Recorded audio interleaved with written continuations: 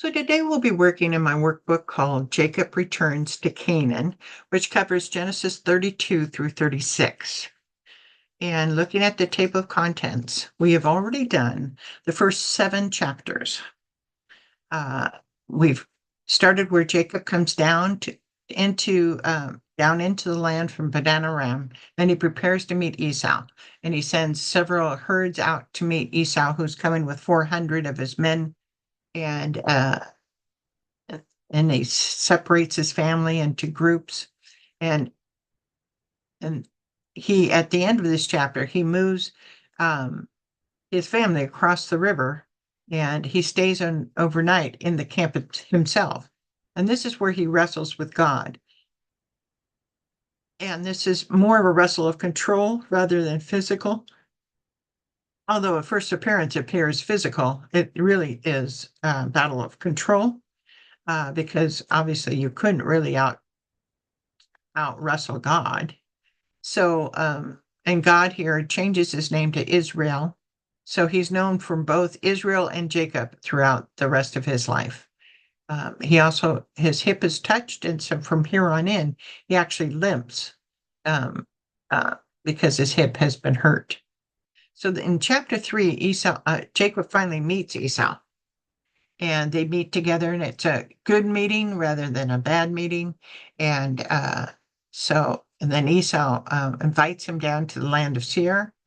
Jacob says he will go, but he never actually does. He does go to visit his father, however. So as they're traveling east and down, eventually, they stop in the area of Shechem. And this is where we have the story of Dinah, who is Jacob's daughter, and the Shechemites, which is not a children's story. So just put it that way. But this story also puts Simeon and Levi off as getting blessed because they do something really not good for the Shechemites.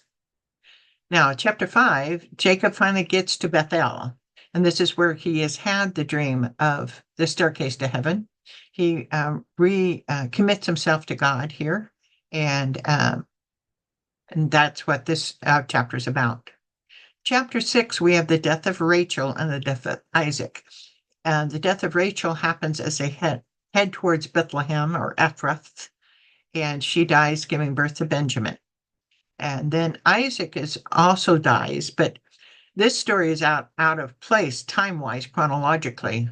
And we think it's because Moses was trying to close off stories to move on to other stories. And so we actually have this story that's out of place. But from that story, we have now Esau's descendants. And this story usually happens anytime a patriarch dies and his 2 sons come together. You tend to see the genealogy of the son not from the promised line. And so in chapter 7, we have Esau's descendants from his 3 wives that are all in the area of Edom. So now in chapter 8, we come to an interesting chapter. It is in the Bible, it's called the Horites and the king of Seir. We'll talk about it as I get there.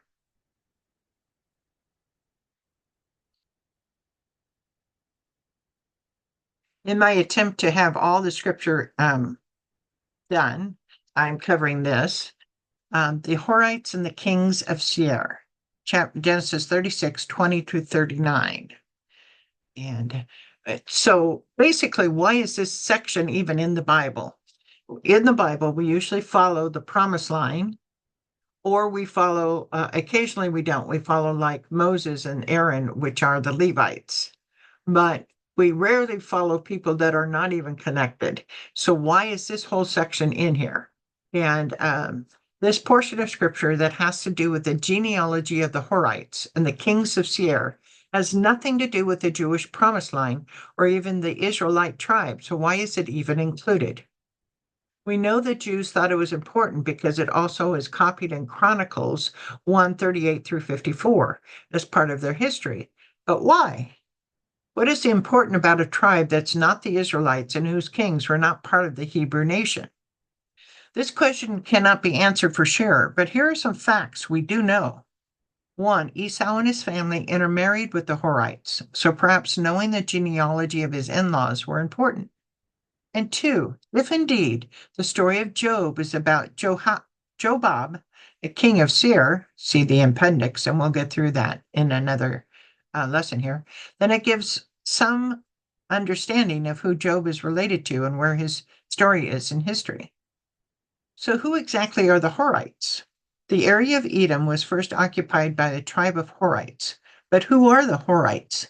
The Horites were an ancient people group who had the dealings with Abraham's family and the Edomites. The little we know of the Horites come completely from Scripture. The Horites are first mentioned in Genesis 14:6. They were defeated by the alliance of kings that also defeated the kings of Sodom and Gomorrah and took Lot and his family captive. The Horites are mentioned as living in Mount Seir at that time. The Horites are next mentioned in Genesis 36 when Esau's descendants are listed. Esau settled in the hill country of Seir, which was also the territory of the descendants of Seir the Horite. It would make sense that if Seir was the leader of the clan, he would name the mountain area where he and his clan settled as Mount Seir. The descendants of Seir have given in some detail in Genesis 36, verses 20 and 30, and they are noted as Horite chieftains. Deuteronomy 2:12 tells us that Esau's descendants displaced and destroyed the Horites. Deuteronomy 2:22 tells us that the Lord destroyed the Horites so that Esau's descendants could inhabit their territory, also called Edom, proving the blessing of Isaac. Genesis 27:40. You will live by the sword. Beyond this, there's no more information about the Horites. But so why they're listed, we don't know. But they're in the scripture, so here we go. Genesis 36, 20, 21. These were the sons of Seir, the Horite, who were living in the region: Lotan, Shobal, Zibeon, Anna, Dishon, Ezer, Dishan. These sons of Seir were Horite chiefs. Okay, so you see all of them listed there. Who were the Horites? We don't know which one of Noah's sons they descended from. Esau settled in the hill country of Seir, which is also the territory of the descendants of Seir the Horite. It would make sense that if Seir was the leader of the clan, he would name the mountain area where he and his clan settled as Mount Seir. Who was the area of Seir named after? Seir the Horite. Do we know which son of Noah this tribe descended from? No, we do not. Looking at the scripture below, who drove the Horites out of the land of Seir? And I believe we just recently read this, Deuteronomy 2:12. Horites used to live in Seir, but the descendants of Esau drove them out. They destroyed the Horites from before them and settled in their place, just as Israel did in the land the Lord gave them as their possession. So who drove the Horites out of the land of Seir was Esau and his family. How many sons did Seir have? Well, we have 7. One of these sons we already know is connected to the family of Esau. Which one is it?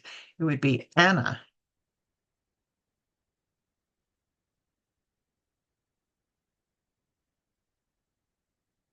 Or it's Zibeon. Actually, it's Zibeon. Huh, okay. We also know Seir had a daughter that is connected to the family of Esau. Who is that daughter? She was Timnah. Timnah. And so you need to insert Timnah in this line. And I'm not going to do it here, but put her on this line as well. You can put her right down here if you want. Okay. Scriptures continue. Genesis 36:22. The sons of Lotan, Hori, and Homam. Timnah was Lotan's sister. The sons of Shobal, Alvin, Manahath, Ebal, Shepho, and Onam. The sons of Zibeon, Aya, and Anna. This is the Anna who discovered the hot springs in the desert while he was grazing the donkeys of his father Zibeon. The children of Anna, Dishon, and Oholabama, daughter of Anna. The sons of Dishon, Hemdan, Ishban, Ithran, Kiran. The sons of Ezer, Bilhan, Zavan, and Akan, the sons of Dishan, Uz, and Aran. So what a clan. And again, no understanding of why they're included, but there you go.